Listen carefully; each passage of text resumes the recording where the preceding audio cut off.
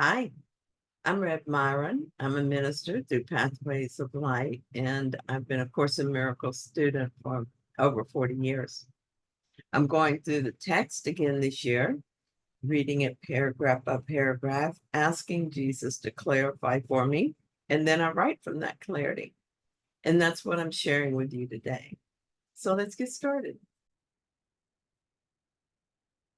Today we're reading A Course in Miracles, Chapter 9, Section 4, The Unhealed Healer.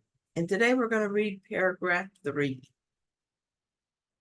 So paragraph 3 tells us, there is an advantage to bringing nightmares into awareness, but only to teach that they are not real and that anything they contain is meaningless. The unhealed healer cannot do this because he does not believe it. All unhealed healers follow the ego's plan for forgiveness in one form or another. If they are theologians, they're likely to condemn themselves, teach condemnation, and advocate a fearful solution. Projecting condemnation onto God, they make him appear retaliative and fear his retribution. What they have done is merely to identify with the ego, and by perceiving what it does, condemns themselves because of this confusion. It is understanding that there have been revolts against this concept, but to revolt against it is still to believe in it.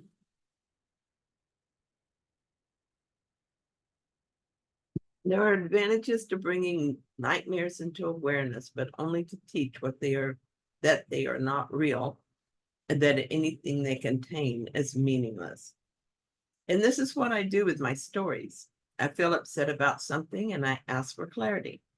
I've been upset about some things happening in the world, and so I looked at my feelings and my thoughts about what was happening. From there, I might remember the first time I felt like this and see the apparent cause of my current feelings. But what I know is that none of it is real and all of it is meaningless, both what is happening now and what happened in the past. When I feel otherwise, I ask that my mind be healed of that belief. All unhealed healers follow the ego's plan for forgiveness in one form or another.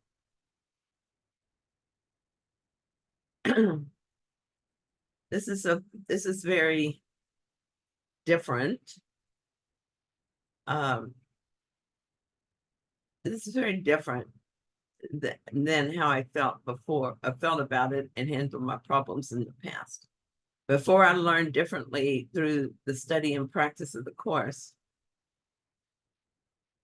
I would look for one person who was to blame,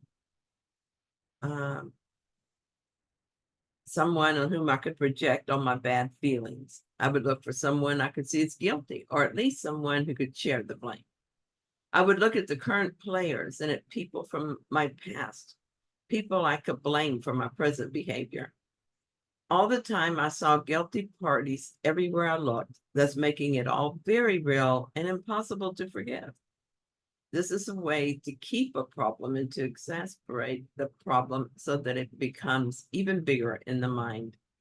It certainly doesn't lead to healing.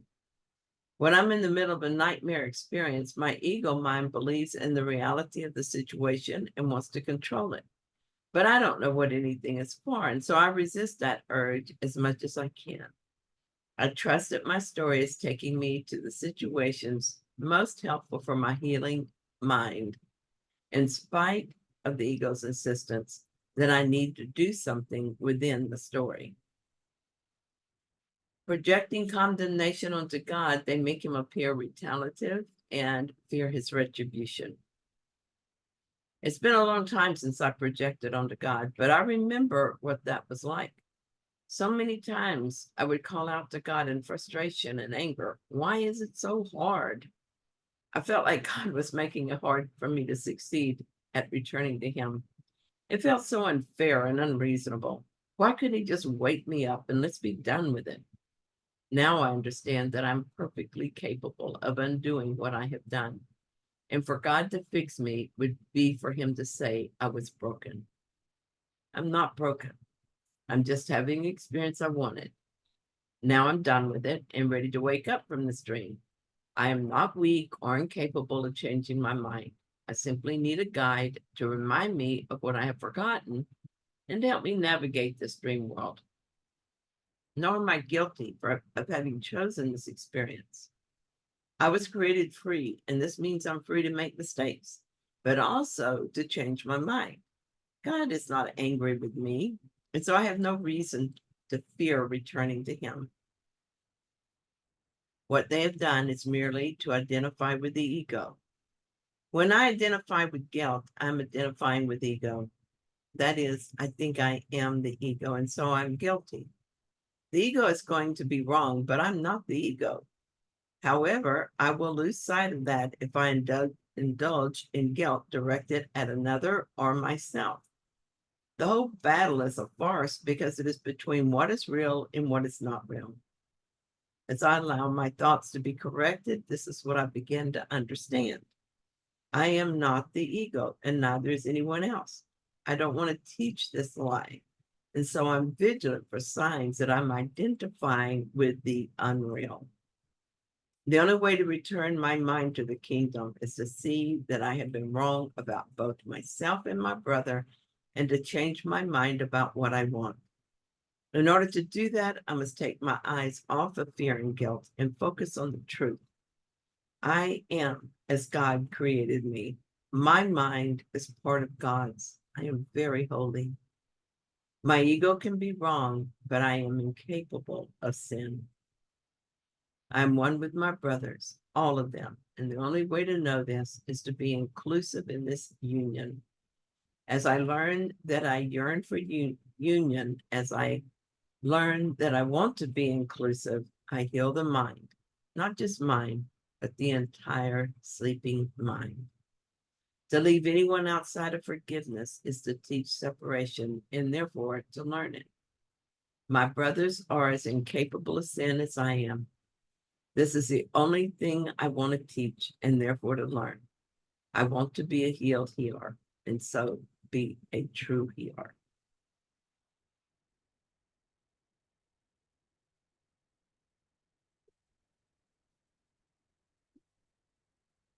To revolt against it is still to believe in it.